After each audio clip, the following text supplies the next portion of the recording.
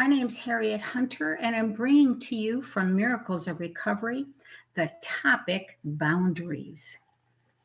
Life in a dysfunctional home provides little, if any, healthy communication. Anger was the norm, while we tried to hide, get away, or retaliate in kind. These actions became our boundaries because that's what we knew. As we practice new boundaries, though, in recovery, we get to redefine and experiment them with others. Changing behavior is not an overnight transformation. Becoming our own best advocate for change with sponsors and trusted friends as mentors, we learn to trust our intuitive and loving self. We examine which behaviors are acceptable to us and probe within for what needs to be revised or let go of.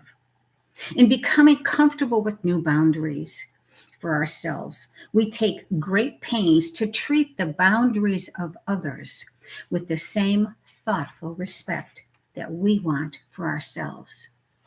Over time, we adhere to new standards for ourselves by constructing and becoming comfortable with new boundaries that are safe, protective, and nurturing to us.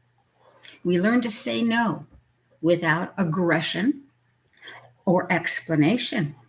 Many of us become comfortable with saying yes, grateful to be included. We acknowledge that we belong in recovery where we develop strong and affirming truths. If we are unsure what we need, then we take it to prayer. What boundaries are necessary for my highest good? How will I know that they are for me? What should they look like? How dramatic do they need to be? The miracle is that the answer comes, and for each of us, the answer is a little different. But no matter what our boundaries are, they give us the ability to honor ourselves and those around us. The grace of change comes when we establish safe and loving boundaries and the respect of boundaries and respect the boundaries of others. Today's meditation is, thank you, God, for the courage to set new boundaries for myself. May I honor those boundaries and be an example for those around me. The quote today from Shannon Elder is, staying silent is like a slow-growing cancer of the soul. There is nothing intelligent about standing up for yourself. However, everyone will at least know what you stood for, and that's you. I'm not so sure I like that sentence reading again. There is nothing intelligent. About not. Yes, there is nothing intelligent about not standing up for yourself. Amen. We all know how to sit in the sidelines and just watch everybody else. But boundaries affect us in every way, shape, and form.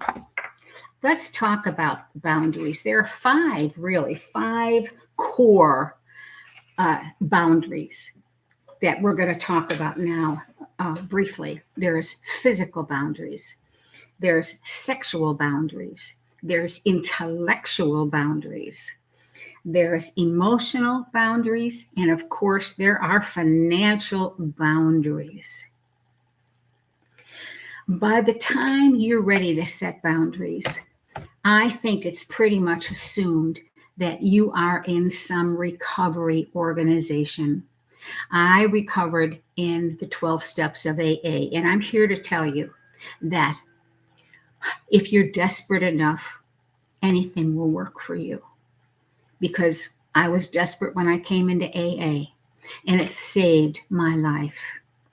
Not everything is for everybody, but that's where I grew up. So let's talk for a second about physical boundaries. This one doesn't need a whole lot of explanation. It's learning to stand up for ourselves. It's learning to put my welfare and my best interest first, ahead of yours, or ahead of my husband's, or my daughter's, or my mother, because I am an equal. And that's what boundaries say. Boundaries say, I am an equal to you. I am an equal to everybody around me. I deserve to have boundaries just like you. I deserve to be able to say yes when I mean yes and no when I mean no. However, here's the hitch. Yes, that's true, we do. But in so doing, we must be ready to accommodate somebody else's position. Okay, that's the compromise that has to happen in relationships. You don't want to go to the park? Fine. I want to go. I'm still going to go. You want to go to the football game? I don't want to go to the football game today. I will go with you next month. But today, I'm not feeling well. Those are boundaries. Boundaries set up a perimeter for us emotionally, physically, spiritually, financially, and intellectually. They help protect what is in our best interest. Because before sobriety, nothing was in our best interest other than our drink or drug. We had no boundaries. We never knew how to say no. We let people walk on us, take what they want. We gave away everything just in the name of let me drink and drug. That was my story. I didn't care. Just give me what I need. Y'all go ahead. Okay, so today, boundaries are some of the most important acts of self-esteem that we can do for ourselves. They are protecting, they are defining who we want to be. And let's talk about that for a little bit. Something that I did I had to see what was missing. So I had to do a lot of writing. And I wrote down, what boundaries do I have? What boundaries do I not have? And what do I want to create? So that was the first step. I knew I didn't need a boundary on how to say no because I'm very assertive and I have no problem saying no. But I had problems in other areas. I had problems in how to say no because I'm a fixer and a people pleaser. And that was a problem for me. So I had to learn how to act with men. Men didn't always deserve what they think they needed or wanted. No, especially when it wasn't in my best interest, especially if I didn't feel like it, if I didn't want those advances, if I didn't like public displays, those PDAs. I had to find a voice, and it had to be my truth. And when you're willing to do the work on your boundaries, what you're saying is, I am ready to be authentic, that I matter just as much as the next person, and I deserve to put myself in a position of respect. Yes, this was a long time coming for me. And I had a lot of work to do. And it takes a lot of work even to just discover what you want your boundaries to look like. I'm a dual winner. I am also a graduate of Al-Anon, and a dear, sweet sponsor of mine who I love to this day reminded me the word jade, for instance. And in Al-Anon, we know that these people are tough cookies. And JADE stands for, I don't have to justify, advise, defend, or explain my position. That's the long and the short of it. I deserve to say no, and no is a sentence unto itself. But what I do have to do is I have to at all times put myself first, in that I have to say what I mean what I say, and say it with love. That was a learned behavior, let me tell you. Yes, it was. And I don't do it good today, but I'm a lot better than I used to be. So you know what your physical boundaries are. Do you know where they begin and end? That's what boundaries do. They help give us a pivot point, a starting point. And from there, we can grow out and see, what else do we need? Oh, I don't have any boundaries over here. I don't know how to say no. I don't know what's enough. Writing, so help me God. Being able to put down in black and white are the surest forms of having your truth come back to you, like it or not, because we can't get away from ourselves. So, sexual boundaries.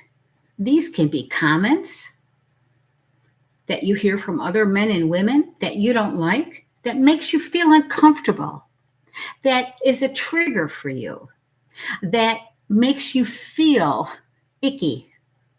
And when that happens, that's your sign to turn around and say something to somebody. You know what? Please don't talk to me like that. Didn't I say that nice? Okay. Yes, but even just saying the words, practice in front of the mirror in the bathroom. How do you want to be heard? What do you want your voice to sound like to others? This is the type of work that we do to establish what's comfortable for us and what's not. And once you start putting pen to paper, you will be amazed. Yes, I promise that, because it happened for me. So that's physical, that's sexual boundaries. Intellectual boundaries. This is a little complicated. It was surely complicated for me. Not responding to others because we felt inferior. Not engaging with others because we felt we couldn't measure up. Okay? Or thinking that we're better than others. Those are also boundaries. So you can see this extreme that we are from one end to the other. We need to find a balance, because we are not all things to all people, nor are we supposed to be. Finding that middle road, that gray area where we can live comfortably. Maybe we don't want to go to a book reading because we're intimidated by all of these great people who wrote these great books. Well, I'm here to tell you, looks have nothing to do with what's going on inside. Okay? Nothing is as it seems. You just don't have the whole picture. And none of us do. And really, none of us want the whole picture. Okay? So, opinions and ideas. These are really easy to overstep our bounds in the intellectual arena. We don't have answers for anybody else. If we're lucky, we'll have answers for ourselves today. But you see, without doing this work, you have no answers. Our job is to find our core, to find our authentic self. It's not until we know what our boundaries are, what's enough, what's too much, what's not enough, that we can feel comfortable in our own skin. Okay? And this is where we're going. This is the goal. Because with all of that, with doing the work, more becomes revealed and we become more aware of our own self-esteem that we thought we had none of. But see, we didn't do the work. All we did is lip service through life. Well, where did that get us? Okay, where did that get us? Now, in recovery, now is the time to put the pedal to the metal and do the work. So we can come out the other side of whatever we're facing with grace and dignity, which is 1,000 miles away from where we used to be. Okay? Emotional boundaries. These are probably, well, for me, the most defining of where I've been and the hardest for me to feel safe, our emotional boundaries. Some of us have to work harder than others. And this is an area I have to, when I first came into recovery, I was like a giant spider. I had tentacles reaching out all over the place, trying to feel my way in meetings and imagine what she's thinking over there, or look at the look on his face. Oh, he must hate me. He must think I'm just a piece of garbage. That's how my life was before I came into the program. I trusted nobody. And I'm sure many of you have felt the same. But now in recovery, we have an opportunity to pull that spider and those tentacles back, to tighten up a little bit, to stop using our magnifying mind, which wants to take us out of reality again. We need to come back and just one day at a time, keep our focus on ourselves. That's the only place it's safe. We can't stop people from talking, and we sure as hell don't know what they're talking about. And 9 out of 10, it's got nothing to do with you because they don't even know you. So it doesn't matter, okay? It doesn't matter. Some examples of emotional boundaries are letting go of that stuff. Another big one is not engaging. Do not engage in gossip, in manipulation, in those childish games we used to play growing up, where we had to be the biggest, the baddest, the roughest, the toughest. Okay? No, not anymore. Not anymore. One of the beautiful reminders we get in the program is to live and let live. That in itself is a boundary. We have no business thinking we know what other people are thinking, because we don't. I don't even know what I'm thinking half the time, let alone anybody else. And nobody cares about us like we do. And to us, we are the most important person. But to them, so are they. It's not you, it's them. So we can let all that malarkey go and start creating boundaries for ourselves. How did I do that? I used to pretend I had to go to Walmart and buy an imaginary blinder. And I would keep my blinders on nice and tight so I couldn't see what's behind me and all of the people that hated my guts and all the harm and all the guilt and shame. And oh, I was so bad. No, I had to stay right here. I couldn't look forward to imagine, how am I going to face all those people who knew me back then? How am I going to go to Christmas and Thanksgiving events and New Year's? Oh my God, how am I going to do that? What are people going to think? Well, they're going to think, if you're in recovery, clean and sober today, they're going to think, who is this woman?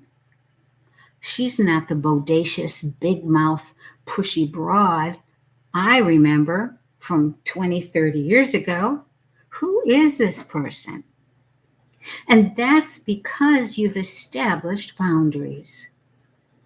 How do you want, what do you want left? How do you want to be remembered when you die? Do you want to be remembered as that person? Because if nothing changes, nothing changes. Or do you want to be remembered as somebody who is helpful and useful instead of useless? Boundaries will save your life. It will change your life. It will give you more grace, faith, and self-esteem than you ever imagined. So, the last one is financial boundaries. And this one is pretty black and white, isn't it? Either we save money or we spend it. Most people, when they come into recovery, money is a huge, huge trigger. It ruins more relationships than religion or taxes or sex even, is money. Money, he who holds the money holds the power. And that's what it's about, power. So having boundaries today for us. If you want your own checking account, and you can be trusted, then you should have your own checking account. If you don't want to merge your bills into one big pot and turn over your paycheck to your husband, then that's what you should do. You know, it takes a lot of give and take, a lot of communication, and a lot of understanding both sides. But mostly it takes a lot of understanding your motives. What is it that you want from financial boundaries? Is it going to be for your highest good? Or is it going to be for the greatest good of the church or your school or your work or whatever? You know, we have to be very careful with our money today, personally. We are held accountable, nobody else. So that's just a little bit of chanting on what I know. There's so much more, and there's so many wonderful books out there. But for now, I've said enough. I hope you will leave with something that you heard. Most of all, you are a loving child of the universe, and you deserve to be equal, and equal among equals. That's what boundaries are about. Protecting ourselves enough so that we're not overrun, undercared for, taken advantage of. This is about respect, and it begins with us. Nobody else can define what's good for you. If they do, you might as well go out and drink again. It's up to you to find what works for you. Thank you for being with me. I love you, and I love these topics, and I love being here with you. I hope you've heard something that will make a difference in your life. Thank you. Yeah.